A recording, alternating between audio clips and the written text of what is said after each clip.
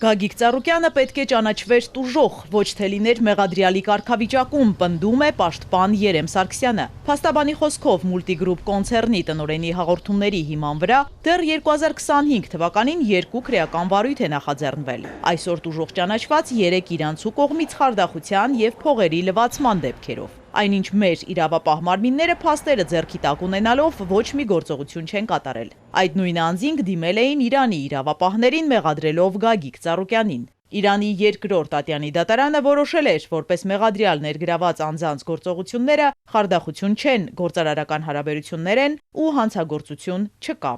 Մենք ապացույցներ ենք ներկայացնում, որ այդ նույն անձինք ունեն գրած փաստաթղթեր, պարտավորակներ, որ իրենք են գումար պարզ Ծառուկյանին պարտավորվում էին 26 թվականին վերադարձնել։ Հիմա վերադարձման ժամանակն էր, եւ քանի որ չեն վերադարձնում, գործողությունները սկսել են։ Հիմա մեր իրավապահ մարմիններին հարց ենք բարձրացնում, ասում ենք նրանց ասած փաստերը ստուգել են իրենց պետական մարմիններ եւ պաշտոնապես գրություն են գրել, որ նրանց նշած փաստերի մեծամասնությունը իրականությանը չի համապատասխանում, այնինչ հայկական կողմի ներկայացված փաստերը հաստատվում են կոմպլետ ապացույցներով եւ փաստաթղթերով։ Հիմա ասում ենք ո՞նց է լինում, որ Իրանի Իսլամական Հանրապետության պետական մարմինները նշում են, որ իրենց քաղաքացու ասածը ճիշտ չի,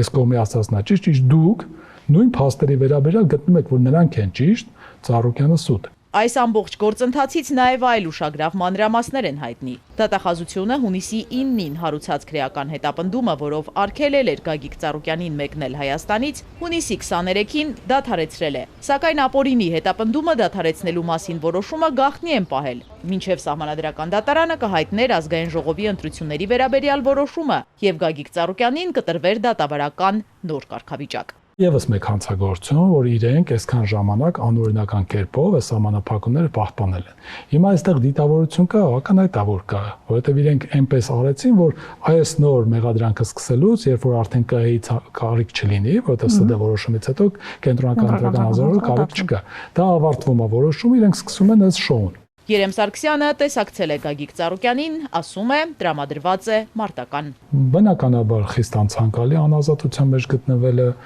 բայց